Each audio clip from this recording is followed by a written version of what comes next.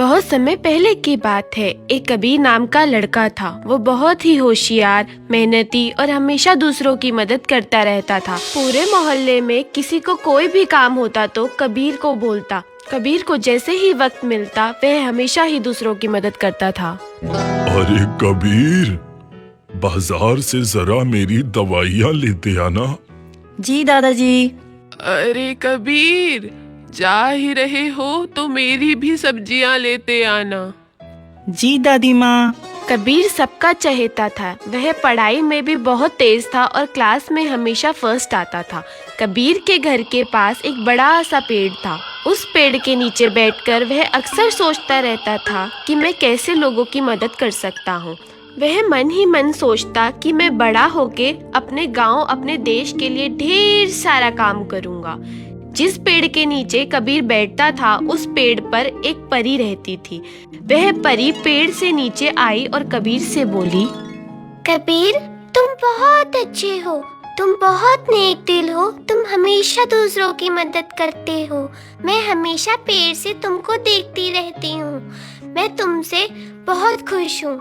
आज मैं तुम्हें एक जादुई पेंसिल दूंगी। जिस पेंसिल से तुम जो कुछ बनाओगे वो सच हो जाएगा।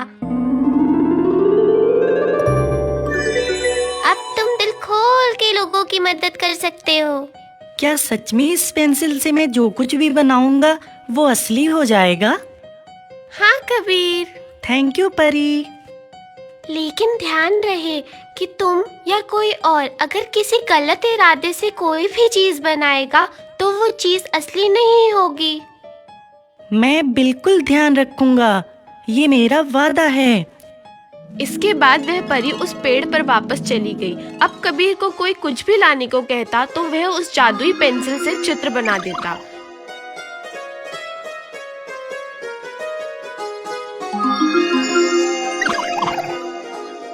और असली होने के बाद वह सामान लोगों को दे देता।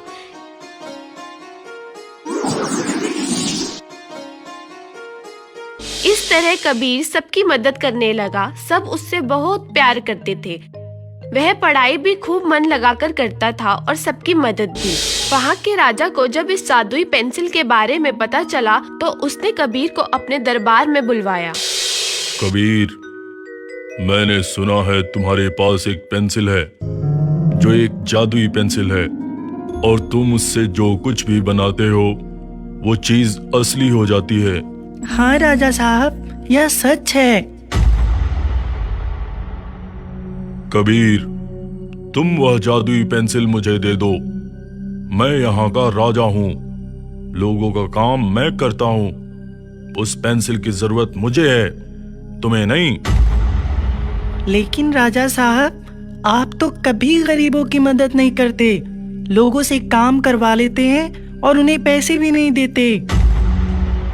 मंत्री, यह लड़का बहुत बदतमीज है। इससे ये पेंसिल छीन ली जाए और इसे बंदी बना लिया जाए। जी सरकार।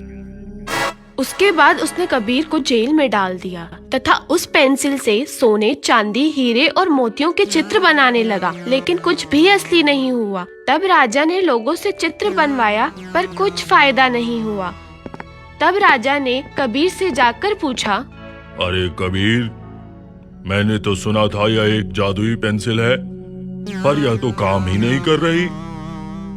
राजा साहब, जिस परी ने मुझे यह पेंसिल दिया था उसने मुझसे बोला था कि गलत इरादे से बनाई गई कोई भी चित्र असली नहीं होगी।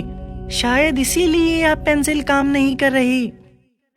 इतना सुन के राजा को अपनी गलती का एहसास हुआ। उसने कबीर को जेल से बाहर निकाल के उससे माफी मांगी तथा वह जादुई पेंसिल उसे लौटाते हुए बोला, बेटा कबीर, तुम बहुत समझदार हो तथा ईमानदार भी हो। इस पेंसिल से तुम गरीबों की मदद करते हो। मैंने तुम्हें परेशान किया, इसके लिए मुझे क्षमा कर दो कबीर। कोई बात नहीं राजा साहब। राजा ने कबीर को बहुत सारा पैसा, मिठाई, कपड़े तथा खिलौने देते हुए कबीर को उसके घर भिजवाया। कबीर गांव आकर फिर से अपनी पढ़ाई और सबकी सहायता करने लगा। बच्चों, इस कहानी से हमें यही शिक्षा मिलती है कि हमें अपने जीवन में अपने प्रति तथा दूसरों के प्रति हमेशा ईमानदार रहना चाहिए। ईमानदारी सर्वोत्तम गुण होता है। जो लोग भी ईमानदारी से अपना काम करते हैं, आगे चलकर वो महान बनते हैं। ईमानदार लोगों की मदद ईश्वर भी करता है।